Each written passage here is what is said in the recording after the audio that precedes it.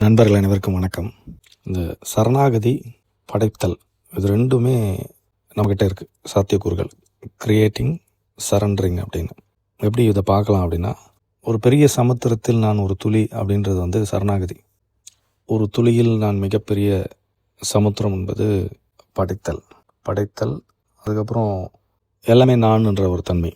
மனிதர்கள் இந்த ரெண்டு விஷயத்தில் எதனா ஒன்று பிடிச்சிட்டாங்கன்னா அவங்க தன்னை உணர்ந்துருவாங்க. அதாவது யாரெல்லாம் நான் சாதிக்கணும், நான் பெரிய பெரிய விஷயங்கள்லாம் நடத்தணும் அப்படின்னு நினைக்கிறவங்க கிரியேட்டிங், அதாவது உலகத்தில் என்ன சொல்கிறாங்கன்னா நாம் கிரியேட்டர்ஸ்ன்றாங்க. அதாவது அனுமானிக்கக்கூடிய விஷயங்கள், ஜோதிடத்திலேருந்து டேரட் கார்ட்லேருந்து கிளி ஜோசியம் இதெல்லாமே கடந்த காலத்தை கரெக்டாக சொல்லும், எதிர்காலத்தை சொல்லாது. பெரிய லெவலில் கரெக்டாக ப்ரெடிக்ட் பண்ண முடியாது. ஏன் அப்படின்னா எதிர்காலன்றது நடக்க அதை வெளிப்பட்டு கொண்டே இருக்கும். அதாவது முன்னோக்கி போக மிக மிக நுட்பமாக தெளிவாக சொல்கிறவங்க மிக மிக அரிது. அதனால் அந்த எதிர்காலம் என்பது நம்ம கையில் கொடுக்கப்பட்டிருக்கிறதுனால நாம் அதை கிரியேட் பண்ண முடியும் நம்மளோட எதிர்காலத்தை அப்படின்னு ஒரு சாராரும். எதிர்காலம் என்பது நிர்ணயிக்கப்பட்டது, அந்த எதிர்காலத்தில் நீங்கள் சரணடைந்துருங்க அப்படின்னு ஒரு சாராரும் சொல்லிகிட்ருக்காங்க. இப்போ நமக்கு என்னென்னா, இந்த ரெண்டும் இல்லாமல் சில பேர் இந்த கிரியேட்டிங்லேயும், அதாவது நான் கிரியேட்டர், அதாவது நான் ஐ ஆம் கிரியேட்டிங் மை லைஃப், ஐ ஆம் சரண்டரிங் மை லைஃப்னு வச்சுங்களேன். ஐ ஆம் கிரியேட்டிங் மை லைஃப்ன்றதில் நீங்கள் கான்ஷியஸாக விழிப்புணர்வோடு நீங்கள் உங்கள் பலத்தை, நான் அவட வில்லுன்னு சொல்லக்கூடிய அந்த மன உறுதியை, உங்களுடைய முயற்சியை ஆழ்ந்து உள்ளே போனீங்கன்னா உங்களுடைய வாழ்க்கை மாறுவதை பார்த்துருப்பீங்க. இது ஒன்று, சாதிக்கிறவங்க இதெல்லாம் பண்ணுறவங்க. இன்னொருத்தர் சரண்டரிங் அப்படின்னா எல்லாமே இயற்கையினுடைய பிம்பம். நான் இயற்கையினுடைய பஞ்சபூத அசைவுகள், கோள்கள் அசைவுகள், என்னுடைய கர்மா என்னன்னு எனக்கு தெரியாது, அடுத்து என்ன நடக்குதுன்னு தெரியாது, அதனால் எல்லாத்தையும் நான் சமர்ப்பிக்கிறேன் இந்த பிரபஞ்சத்துக்கிட்ட அப்படின்னாலும் ரிசல்ட் வரும். ரெண்டும் இதில் இந்த கிரியேட்டிங்கில் நீங்கள் எந்த முயற்சி எடுத்து தோல்வி அடைஞ்சாலும் அவன் தன்னைத்தானே என்ன பண்ணுவான், நொந்துக்க மாட்டான், அடுத்த முயற்சிக்கு போயிட்டே இருப்பான். இந்த சரண்டரிங்கில் அதுலேயும் பார்த்தீங்கன்னா எது நடந்தாலும் தன்னைத்தானே நொந்துக்க மாட்டான், எல்லாம் இயற்கையினுடைய விஷயங்கள் அப்படின்னு போவான். அப்போ இதில் மிக முக்கியமாக நம்ம தெரிந்து கொள்ள வேண்டியது என்னென்னா, நாம் நம்முடைய பயணத்தில் எது நமக்கு பொருத்தமாக இருக்குது அப்படின்னு பார்த்து அதன் அடிப்படையில் ரொம்ப ஆழ்ந்து கிரியேட் பண்ணிகிட்டே போயிட்டே இருந்தோம்னா, நம்ம ரெஸ்பான்சிபிலிட்டி எடுத்துகிட்டு போயிட்டே இருந்தோம்னா மிகப்பெரிய மாற்றத்தை ஒரு பக்கமும், இன்னொன்று நம்மளுடைய மனநிலை என்னன்றதை பார்த்து சரண்டர் பண்ணிட்டு போயிட்டே இருந்தால் ஒரு பக்கமும் ஒரு மாற்றத்தை உருவாக்கும். இதில் ரெண்டுத்தில் நடுநிலைன்னா இதுவும் பண்ணுவேன் அதுவும் பண்ணால் வேலைக்கு ஆகாது. அப்போது இந்த பிரபஞ்சத்தில் இந்த ஒரு துளியில் நான் இந்த பிரபஞ்சத்தை முழுவதுமாக நான் பார்க்கிறேன் என்ற நிலையில் எப்போ நான் மட்டுமே எனக்கு போதுமானவன் அப்படின்னு நினச்சி உள்ளே போய் நாம் எல்லா எண்ணங்களுக்கும் நான் தான் காரணம், ரெஸ்பான்சிபிள், அதாவது பொறுப்புணர்வு எனக்கு தான் அப்படின்னு கொஞ்சம் கொஞ்சமாக நம்ம நம்மளுடைய எண்ணங்களை மதிப்பீடு செய்து, இல்லாட்டியும் எண்ணங்களை கவனித்து, எது நமக்கு தேவையான எண்ணங்கள்னு வைத்து கொண்டு தேவையில்லாத எண்ணங்களை புறந்தள்ளி கொண்டு உள்ளே போனோன்னா இந்த பிரபஞ்சம் நான் தான், நம்ம தான் பிரபஞ்சத்தை சிருஷ்டின்றது நமக்கு தெரிஞ்சிடும். பிரபஞ்சத்தை முழுவதுமாக நம்ம பிரபஞ்சம் நமக்குள்ளே இருக்குது, எனக்குள்ளே தான் இருக்குதுன்ற ஒரு நிலையில் அந்த தன்மை கிரியேட்டிங். அப்போ எதை வேணாலும் எங்கே வேணாலும் கிரியேட் பண்ண முடியும். சித்தர்கள் எல்லாம் பண்ணியிருக்காங்க. அதே மாதிரி சரண்டரிங்கில் நான் எதுவும் இல்லை, நான் இந்த முதல்ல கிரியேட்டிங்கில் பெருசாகி பிரபஞ்சம் அளவுக்கு பெருசாகி நிற்கிறது. சரண்டரிங்கில் சிறுசாகி ஒரு சின்ன புள்ளி அளவு கூட நிற்காமல் கரைந்து விடுதல். ரெண்டுமே 100 0ன்னு வச்சுங்களேன். நான் கிரியேட் பண்ணுறது 100னாலும் நான் எதுவுமே இல்லைன்றது, நான் 0ன்றது, நான் 100% அப்படின்றதும் நான் 0ன்றதும் ஒன்று தான் ஒரு கட்டத்தில். அதனால தான் இந்த கிரியேட்டிங்கில் 100% ஆனாலும் அவன் டோட்டல் சரண்டர் மாதிரி தெரியும், சரண்டரில் 100% ஆனாலும் எல்லாத்தையும் அவன் கிரியேட் பண்ணுற மாதிரி தெரியும். அப்போ நாம் என்ன பண்ணிட்டோம்னா, நிறைய ஒரு விஷயத்தை எடுத்துகிட்டு பாதியில் நிற்கிறது, பாதியில் போகிறது அப்படின்னு இல்லாமல் முழு ஈடுபாடு இல்லாமல் பண்ணக்கூடிய விஷயங்கள் நமக்கு மாற்றத்தை தருவதில்லை. முக்கியமான விஷயம் என்னென்னா, பிரபஞ்சம் உங்களுடைய அதிர்வலையை போட்டு நீங்கள் என்னவா இருக்கிறீங்க அப்படின்றத பொறுத்து தான் இயங்கும். நான் பண்ணுறது ரைட்டு தப்பு அப்படின்னா தப்புன்ற விளைவை பிரபஞ்சம் கொடுத்துக்கிட்டே இருக்கும். பிரபஞ்சத்துக்கு இவர் நல்லவர் கெட்டவரெல்லாம் கிடையாது. நீங்கள் எந்த அதிர்வலையில் இருக்கீங்களோ அதுக்கேற்ற மாதிரி விலைகளை தந்து கொண்டே இருக்கும். அப்போது நீங்கள் என்ன சமிக்கை கொடுக்குறீங்க அது வந்து நியூட்ரல். அதனால தான் பெரிய பெரிய ஞானிகள் வந்து புண்ணியம் பாவம் அதெல்லாம் கடந்து போங்க, ஷேக்ஸ்பியர் குட்டு பேடெல்லாம் கிடையாதுன்றாரு. தேர்ட் ஸ்கோலர்ஸ் ரெசிஸ்டன்ஸ் இல்லை, எதையுமே ரெசிஸ்ட் பண்ணாதீங்க அப்படின்றார். நல்லது கெட்டதெல்லாம் மனதுக்கு உட்பட்டது தான்.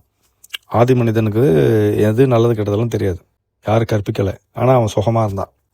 எப்படி சார் சுகமாக இருந்தானா சார் அப்படின்னு கேட்டிங்கன்னா, எப்படி சார் உங்களுக்கு தெரியும் அப்படின்னா, இன்றைக்கி இருக்கிற நிலைமை நீங்கள் உங்கள் யோசனை பண்ணி பாருங்கள். காலிலேருந்து சாயந்தரம் வரைக்கும் இருக்கிற நிகழ்வுகளை யோசனை பண்ணி பார்த்துட்டு நீங்கள் சுகமாக இருக்கீங்களா இல்லையான்னு அனலைஸ் பண்ணிங்களா, அவன் எவ்வளோ சுகமாக இருந்திருப்பான்றது உங்களுக்கு புரியும். ஏன்னா இன்றைக்கி யதார்த்த நிலையில் நாம் பொதுவாக ஒரு வெகுஜன மக்கள் அப்படின்னு சொல்லக்கூடிய 80% மக்கள் ஒரு ஒரு ஒரு மிடில் கிளாஸ்ன்ற நிலையில் இருக்கிறாங்க. 80% மிடில் கிளாஸ்னால் எப்படி வரையறை பண்ணலாம்னா, இன்றைக்கி சாப்பாடு இருக்குது, உடை இருக்குது, வீடு இருக்குது, இந்த மாதிரி மனநிலையில். மற்ற மீதி 20% நிறைய தான் இருக்கிறாங்க, அதுவும் இல்லாமல் இருக்கிறாங்க. அவங்களில் காலிலேருந்து சாயந்தரம் வரைக்கும் அவங்க படக்கூடிய விஷயங்கள் பார்த்தா வெகுவாக அது துன்பமாக தான் இருக்குது. அப்போது இப்போ சரண்டரிங்காக க்ரியேட்டிங்காக அப்படின்னு பார்த்தீங்கன்னா, ஒரு கூர்ந்து உள்ளே போகும்போது ரெண்டுமே ஒன்று தான். ஆனால் நீங்கள் எந்த மாதிரியான மனிதர் நீங்கள் கண்டுபிடிச்சி வச்சுக்கணும். இப்போது ஒரு சின்ன விஷயம், பயிற்சி என்ன எப்படி பண்ணலாம் அப்படின்னா, நீங்கள் வந்து எல்லாத்தையும் நான் தான் செஞ்சேன் அப்படின்னு சொல்லக்கூடியவராக இருக்கிறீங்க அப்படின்னா, நீங்கள் இன்னும் ஆழ்ந்து போய் நீங்கள் நான் தான் செஞ்சேன்றதை மட்டும் வைத்துக்கொண்டு எந்த விதமான குறைவும் இல்லாமல், என்னால் தான் இது நடந்துச்சுன்னு நினைக்காம, எனக்குள்ளே இருக்கிற அகம் இது நடத்திச்சு, அது எனக்கு வழிவகை பண்ணது, நான் எல்லா விஷயத்தையும் என்னால் சாதிக்க முடியும் அப்படின்ற மனநிலையை உருவாக்கி கொண்டு ஒவ்வொரு விஷயத்தையும் நகர்த்துனீங்கன்னா, நீங்கள் ஒவ்வொரு விஷயத்தையும் உருவாக்குறத நீங்களே பார்ப்பீங்க. இல்லை அதாவது முழுவதுமாக எந்த குறையும் இருக்கக்கூடாது, நானே பொறுப்பு, எது நடந்தாலும் நானே பொறுப்பு, யாரையும் கம்ப்ளைண்ட் பண்ணக்கூடாது, எந்த சூழ்நிலையும் கம்ப்ளைண்ட் பண்ணக்கூடாது, உங்களை நீங்களே கம்ப்ளைண்ட் பண்ணக்கூடாது. நீங்கள் மட்டும்தான் இருக்கீங்க. ஆக்சுவலாக உச்சபட்ச க்ரியேஷனில் நீங்கள் மட்டும்தான் இருக்கீங்க. மற்ற எல்லா இயக்கங்களும் உங்களுக்குள்ளே நடக்குது. நீங்கள் மட்டும்தான் இருக்கீங்க. ஆக்சுவலாக நீங்கள் மட்டும்தான் இருக்க முடியும். ஒவ்வொரு ஞானிகளும் ஒவ்வொரு மனிதனும் தான் வந்து உள்ளுணர்வு பெறும்பொழுது அவனுக்கு நல்லா தெரியும் தான் மட்டும்தான் இருக்கிறதா. ஒவ்வொருத்தருக்கும் ஒவ்வொரு பிரத்யேகமான வழியில் அவங்க ஞானம் அடைவாங்க. அப்போது க்ரியேஷன்ஸில் க்ரியேட்டிங், அப்போ எதை வேணாலும் க்ரியேட் பண்ண முடியும் போது, எப்படி நான் ஒரு துளியில் ஒரு சமுத்திரம் அப்படின்றது உண்மை. அதாவது சின்ன புள்ளி நான், ஆனால் பிரபஞ்சம் பெரிய பிரபஞ்சம். இன்னும் இல்லை, சரண்டரிங்கில் ஒரு சின்ன புள்ளி கூட நான் இல்லை, ஆனால் பெரிய பிரபஞ்சம். சின்ன புள்ளி நான், ஆனால் பெரிய பிரபஞ்சம். நான் சின்ன புள்ளி கூட கிடையாது, ஆனால் பெரிய பிரபஞ்சம். அப்போது அந்த நான் என்ற தன்மையை எவன் ஒருத்தர் ரொம்ப அகங்காரத்தில் உச்சம் இருக்கிறானோ அவன் அப்படியே வந்து டோட்டலாக ஞானியாக மாற போகிறான்னு அர்த்தம். எவன் ஒருத்தன் டோட்டல் சரண்டர் இருக்கிறானோ அவன் சரண்டரில் எல்லாமே பிரபஞ்சத்தில் தான் பண்ணுதுன்னா அவன் பிரபஞ்சத்தை இயக்கக்கூடிய தன்மையில் இருக்கும்னு அர்த்தம். அப்போது நீங்கள் மணலை பார்த்து சரண்டரிங்கில் எப்படி நம்ம க்ரியேஷனில் எல்லாத்துக்கும் நானே பொறுப்புன்னு ஏற்றுக்கொள்ளுது, சரண்டரிங்கில் எல்லாத்துக்கும் அவனே பொறுப்புன்னு ஏற்றுக்கொண்டு எது நடந்தாலும் நடந்துகிட்டே போகுது. அடிக்கிறாங்க, போகிறாங்க, வர்றாங்க, எதை பண்ணாலும் எல்லாம் அவன் தான் பொறுப்பு, அனுபவிப்பவன் அவன் தான், துன்பப்படவும் தான் அவன் தான் அப்படின்ட்டு போயிட்டே இருக்குது. சரண்டரிங் ஸ்டேட்டு, கிரியேட்டிங் ஸ்டேட்டு அப்படின்றது வந்து கொஞ்சம் நுட்பமாக உங்களை கவனித்து க்ரியேஷனில் ரெஸ்பான்சிபிலிட்டியை, பொறுப்புணர்வை ஒட்டுமொத்தமாக ஏற்றுக்கொண்டு எந்த விதமான பிணக்கம் இல்லாமல், எதிர்பார்ப்பும் இல்லாமல் நான் செய்து கொண்டே வருவேன், விளைவு எனக்கு சாதகமாக தான் அமையும்னு போயிட்டே இருந்தீங்கன்னா அங்கே ஒரு பெரிய மாற்றம் தான் கிடைக்கும். சரண்டர் ஸ்டேட்டில் அதே மாதிரி குறையும் நிறையும் பார்க்காம எல்லாம் அவன் செயல்னு உள்ளே போய்கிட்டே இருந்தீங்கன்னா ஒரு பெரிய சேஞ்சஸ் வரும்.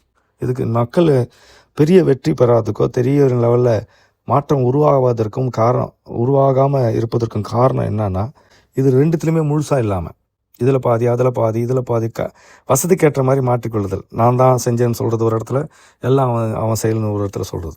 மிக தெளிவான ஒரு விஷயத்தை புரிந்து கொண்டு ரெண்டும் ஒரு வகையில் பார்த்தா சரண்டரிங் வந்து ஒட்டுமொத்தத்தையும் கைவிடுதல், கிரியேஷன் வந்து ஒட்டுமொத்தையும் கையில் எடுத்துக்கொள்ளுதல். ரெண்டும் முன்னுக்குன்னு பார்த்தீங்கன்னா ஒரே மாதிரி தான் இருக்கும். முழுவதுமாக நாம் செயலாற்றுதல், முழுவதுமாக நாம் இருத்தல். அதனால் சமுத்திரத்தில் நீங்கள் துளியாக இருந்தாலும் துளியில் சமுத்திரமாக இருந்தாலும் ரெண்டும் ஒன்று தான். அப்போது அந்த நிலைக்கு போய் இது எப்படி சார் இது அப்படிலாம் கேட்கக்கூடாது. அந்த நிலைக்கு போய் நிற்கிற தன்மை வந்துருச்சுன்னா நமக்கு எல்லாமே புரிய ஆரம்பிச்சிடும். அதனால் துன்பம் எனக்கு இல்லை, நான் எல்லா துன்பத்தையும் நான் பார்த்துக்குவேன்னு சொல்கிறது கிரியேட்டிங்.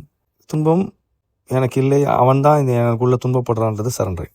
அப்போ இந்த ரெண்டு தன்மையில் நீங்கள் உள்ளே போய் நீங்கள் எதன் அடிப்படையில் இயங்குனீங்கன்னு வாழ்க்கையில் ஒரு இந்த கட்டத்தில் ஒரு 20 வயசில் இருக்கீங்க, 30 வயசு இருக்கீங்க, 40 வயசு இருக்கீங்க, 70 80 வயசு இருக்கீங்களா, உங்களுடைய வாழ்வின் இயக்கத்தை நீங்கள் கவனித்து குறித்து வச்சு பார்த்தீங்கன்னா, அதிலிருந்து நீங்கள் என்ன அடுத்த நிலை போகணும் அப்படின்னா, இதுக்கப்புறம் வரக்கூடியதில் எதுலேயுமே முழு பொறுப்புணர்வும் கிரியேட்டிங்க, முழு பொறுப்பு துறப்பு அப்படின்றது வந்து சரண்டரிங். இது ரெண்டுத்தில் எங்கே இருக்கிறீங்கன்னு பார்த்துங்க. நான் இதெல்லாம் வீடு கட்டினா பார்த்து நிறைய விஷயங்கள் பண்ணேன் சார் அப்படின்னா, நீங்கள் ஒரு கிரியேஷனில் இருந்திருப்பீங்க. எல்லாமே அவன் கொடுத்ததுங்க, வசதிகள் நான் நடந்துகிட்டே போயிட்டே இருந்தேன், வாழ்க்கையில் இதெல்லாம் அமைஞ்சதுங்கன்னா சரண்டரிங். அப்போ எது அதிகமாக இருக்குதுன்னு பார்த்து அதை இன்னும் ஆழ்ந்து உள்ளே போனீங்கன்னா, நீங்கள் மட்டும் இருப்பதை பார்ப்பீர்கள், இல்லாவிட்டால் அவன் மட்டும் இருப்பதை பார்ப்பீர்கள்.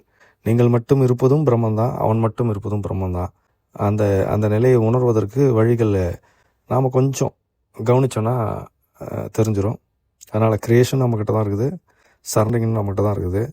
நீங்கள் வாழ்க்கையை வந்து கொண்டாடுவதற்கு இந்த 2 விஷயங்களை ஆழ்ந்து பார்த்து உங்களை பகுத்து வகுத்து ஒரு அனுமானத்தை பார்க்காம இயல்பில் வாழ்க்கையில் நடந்த நிகழ்ச்சிகளை ஒட்டி பார்த்தீங்கன்னா உங்களுக்கு புரிஞ்சிடும். பயன்படுத்தி பாருங்கள். மாற்றங்கள் உங்களிடத்திலிருந்து. நன்றி.